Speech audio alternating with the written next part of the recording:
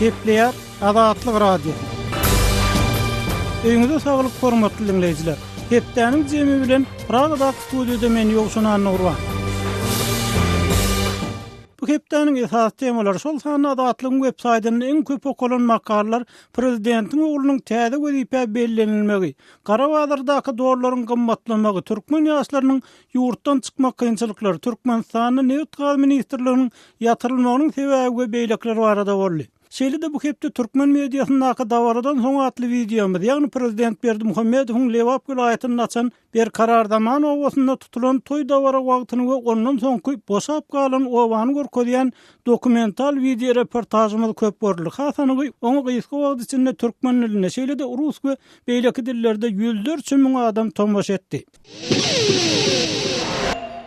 İnternet nesirlerinde Prezident Gurbanuly Berdimuhammedowyň ogly Serdaryň täze wezipä bellenileni barada habarlar ýaýrady. Türkmenistanyň alternativ habarlar çap edýän guramanyň 18-nji ýylda çap eden maglumatyna görä, prezidentiň ogly Kakasynyň ýürüýte karary esasyny Daşary işler ministrligine täze wezipä bellenildi. Azatlyk radiosynyň bu habar tasdiklatmak ýa inkar etdirmek üçin Türkmenistanyň Daşary işler ministrligine çykmak synançyklar şowsuz oturdy. Ol ýerde telefona jogap bermediler. Türkmenistanyň alternativ habarlar guramasynyň hökümete ýakyn çeşmesiniň berýän maglumatyna görä, Serdar Berdimuhammedow Daşary işler ministrligine täze wezipä bellenilmedinden öň Türkmenistanyň prezidentiniň ýanynaky Näwit Gaz serişdelerini dolandyrmak we peýdalanmak baradaky döwlet agentliginiň ýolbaşçylarynyň biri bolupdyr. Resmi habarlardan belli bolşuna görä, bu agentlik prezidentiň 15-nji ýylda karary bilen ýatyrylmaly edildi. Yevrejenet.org nesiri ortiýetiň lenta uru nesirinde çap edilen maglumatlara salgylanyp, Serdar Berdimuhammedowyň mundan öň hem bir näçe hökümet wezipesinde bellenlendigini, o hojalyk ministriniň ornwasary bolup işländigini, şeýle-de onuň bir näçe biznesiniň şol sanyny paýty egirme dokma fabrikiniň, mineral suw zawodynyň we aterler toplumynyň bolandygyny ýazýar. Şol wagtda prezidentiň ogluny, agtygyny öz ornuna taýýarlayan bolmagynyň ahmarlygyny öňe sürýänler de bar. Eýsem Serdar Berdimuhammedow hakkında onu yakyndan ya daşdan tanıyanlar näme diýär. Käbir maglumatlara görä Serdar Berdimuhammedow 2008-nji 2011-nji ýyllarda Ortiýet Federasiýasynyň Daşary işler ministrliginiň diplomatiýa akademiýasyna bilim alypdyr. Moskwada Serdar bilen bir döwürde halkara gatnaşyklary boýunça ýokary bilim alan Diana Serebrianyň Azatlyk radiosyna gurrun bermegine görä prezidentiň ogly ören gowşak student bolupdyr. Я очень хорошо знала проректора по кадрам и социальным вопросам Раткина Вячеслава Михайловича. Men kadrlar we sosial meseleler boýunça prorektory Ratkin Vyacheslav Mikhailovichi gowy tanaýadym. Onuň sözlerine görä Serdar ören gowşak studentdi. Onuň rus dilinden uly kynçylyklary bardy. Ol rus dilini bilmeýärdi. Вот с его слов он говорил, что Сердар был очень слабым студентом. У него были большие проблемы с русским языком, русского языка он не знал. Diyananyň sözlerine görä Serdar Diplomatiýa Akademiýasyny Halkara gatnaşyklar fakultetiniň günnüzki bölümini okuyan wagty goşmaça sapak alyp daşary ýurt dili hökmünde rus dilini hem öwrenmeli bolupdyr. Şeýle-de Diana Serebrianyk Serdaryň akademiýada okan wagty gürlemsek bolmanyny, kursdaşlaryň oňa ýaňsy bilen seredenliklerini ýatlaýar. Друзей у него не было. Он ходил всегда с телохранителем, его провожали до дверей и встречали возле дверей. Onuň dosty ýokdy. Jan pena bilen gelerdi. Onu gapa çenli getirip gapynyň ýanynda hem garşalardylar. Ol hiç kim bilen gürleşmezdi. С кем он не общался, вообще ни с кем. Adam hukuklaryny gorýan Türkmen inisiatiwasy topary 2014-nji ýylda Serdar Berdimuhammedowyň Türkmenistanyň Ilmlar Akademiýasyna ýazan ilmi işini üstünlikli goranyndan soň ilmlaryň kandidat diýen derejäni alanlygyny ýazdy. Türkmenistanyň bosgunlukda döredilen Respublika Partiýasynyň lideri odalky diplomat Nurmuhammed Hanafowyň pikirçe prezidentiň ogly Serdaryň wezipe baskanjaklaryny ösdürilmegi diňe ätiýaşlykdan görülýän çäre bolup durýar. Birden özü üçin garaşylmayan bir waka bolsa, Yaramanya ýene bir dünýäsini köçse, ondan tak agty ýetişmäke diýip ogluny rezerw hökümine saklaýar diýip men pikirmäşeýle. Emma Türkmenistan bu habarlary ne tasdikleýär, ne de inkar edýär.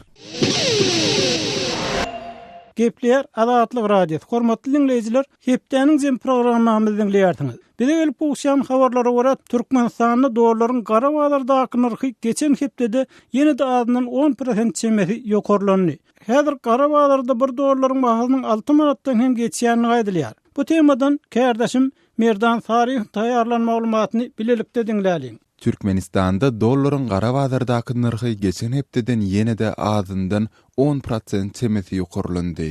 Bir hepde mundan ozal paýtaxt Aşgabatda 1 dollar 5 manat 70 tengeden satyn alınıp 6 manada hem satylan bolsa, häzir gara bazarda 1 dollary 6 manat 10 tenge berilýär. Diýişlilikde 1 dollarda 6 manat 60 tenge satylýar. Yeri gelende bellesek, ýurdun vilayetlerinde dollaryň gara bazardaky, ýagny näresmi narhy paýtaxtdakydan tapawutlanýar.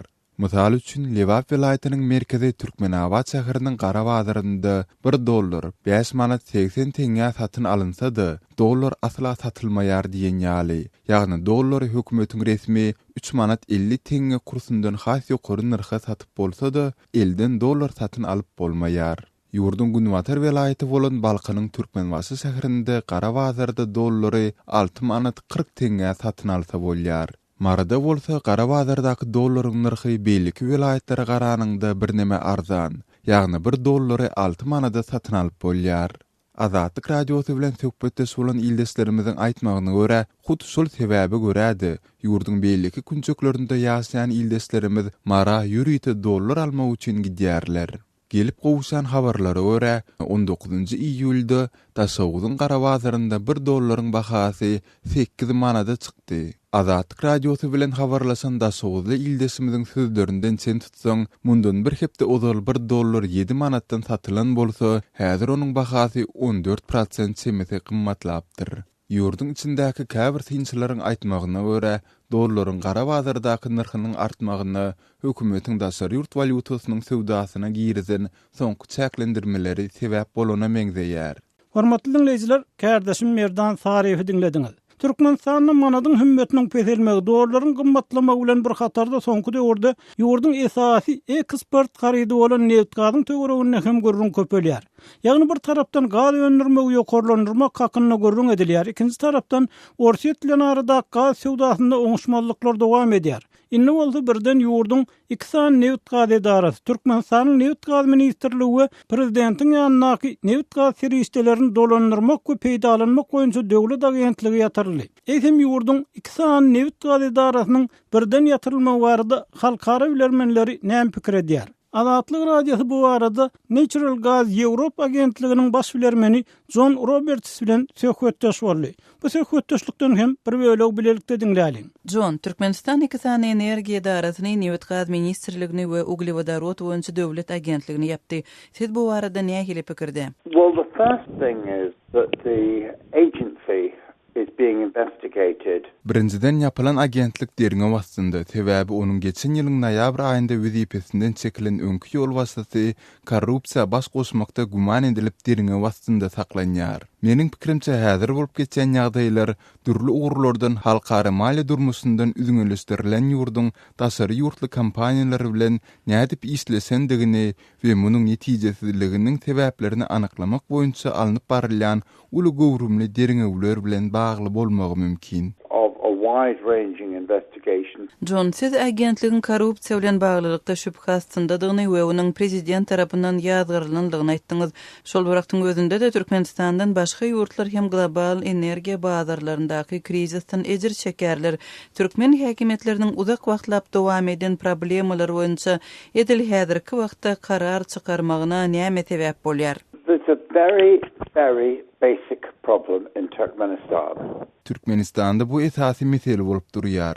Ýurtda halkara biznesiň nädip dolandyrylýandygyny we nädip hyzmatdaşlyk edýändigini düşünýän diňe sanlyca adam bar. Şeýle-de muňa düşünýänleriň öz maglumatlaryny ýol wasylygyň ýokarky gatdaklaryna ýetirmegi ören kyn. Bu bolsa aýlygynç problemanyň bardygyny aňlaýar. Sebäbi sen öz ýurduňyň ösmegini isleseň, sen halkara maliýa bazarynyň nädip işleýändigini, şeýle-de halkara energiýa bazarynyň nädip dolandyrylýandygyny düşünmeli. Häzirki wagtda ýagdaý düşünýän bas ýol başçylaryň biri ýurdun nebite gaz pudugyna gödөгçülük edýän Ýagşygeldi Kakaýew göni prezident Gurbanuly Berdimuhammedowa iňen agyr ýagdaý barada hasabat bermeli. Emma halkara bazarlarynyň işleýişini öwrenip, türkmen ykdysadynyň oňa uýgunlaşmagy üçin edilmeli işler üçin ýurtda häkimet mehanizminiň bolmazlygy hakyky problemadyr. Netijede Türkmenistanyň Hytaý bilen iňen möhüm kontraktary bar. Emma ol guur ýerdäki esasy newit gazy ataklaryndaky önümçüligi günwatarly kompaniýalar çekmek üçin şertnamalaryň hupsuzlygyny kepil geçip bilmeýär. Bu bolsa Türkmenistana ösün tehnologiýalary getirip bähwitli bolup bilerdi. Newit gazy edarlaryny yapmak karary oňy netije berip bilmeýär. Sebäbi esasy mesele ýurdun uglewadarot resurslarynyň awtoritar usulda dolandyrylmagy bilen bagly. Seylelikde karar siýasy matlaply bolup görünýär. In the end, the decisions all have to be intensely political. Hormatly dinleyijiler, Natural Gas Europe, ýagny Ýewropanyň tebii gaz agentliginiň baş bilermeni John Roberts bilen geçirilen söhbetdeşlikden bir bölegi dinlediňiz.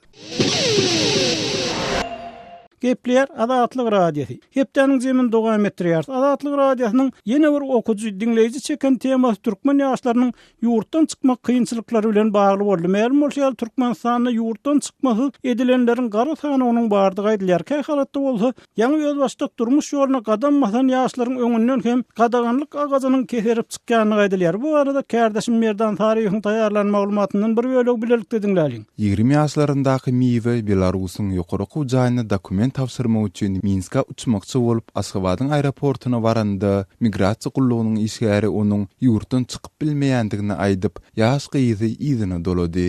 Migrasiýa gullugynyň jogapkar işgäriniň aýtmagyna görä 35 ýaşyny doldurmadyk aýal gyzlar eger olaryň ýanynda ýakyn hosary bolmasa, seýlede gulluk edendigi ýa-da gullukdan boşadylandygy barada harby bilýärdi bolmadyk oglanlar ýurtdan çykarylmaýar.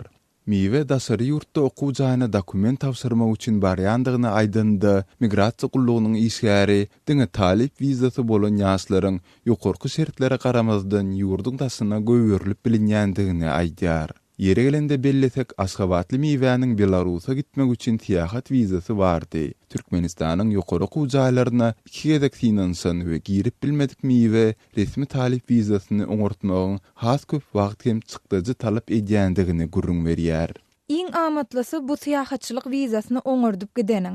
Meniň resmi nama tawşyrmakçy bolan institutumda hem muny maslahat berdiler. Bolmasa poçta bilen dokumentlerini uradýança, çakylyk hem gelýänçe gaty köp wagtyň we puluň çykýar. Türkmen migrasiýasy bolsa ýüzümi alyp goýberdi. Näme üçin beýdýärler? Diýip bu ýagdaý bilen bagly Miwe öz nägileligini bildirýär. Miwäniň soragyna migrasiýa gullugynyň öz işgärleri hem jogap berip bilmeýärler.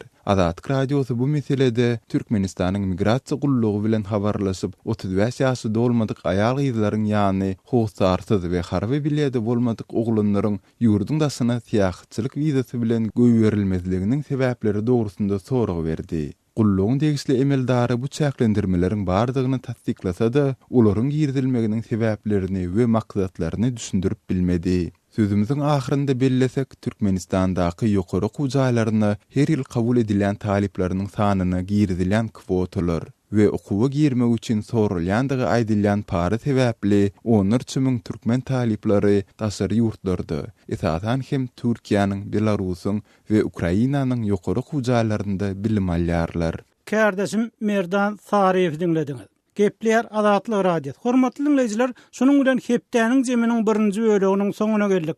Men ýoksuny Anna Gurban şu ýerde siz bilen hoşlaşyp nowaty Türkiýede habarçymyz Döwlet Baýhany Dünýä türkmenleri gepleşigmede berýär. Adatlygyň tolkunlaryndan aýrylmaň, hormatly dinleyijiler.